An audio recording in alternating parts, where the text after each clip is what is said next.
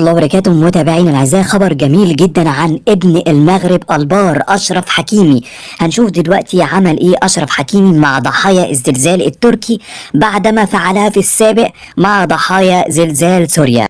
قبل اي حاجة نصلي على نبينا محمد عليه افضل الصلاة والسلام، وتعالوا نشوف مقاطع الفيديو اللي معانا ونشوف اشرف حكيمي نجم المغرب الجميل عمل ايه. طبعا المغاربة معروفين بالكرم وكلنا بنشهد لكم بده، يا مغاربة اخواتكم المصريين بيحبوكوا جدا جدا. متابعينا الاعزاء، اشرف حكيمي مع زلزال سوريا نتكلم عليه الاول وبعدين نشوفه عمل ايه مع زلزال تركيا.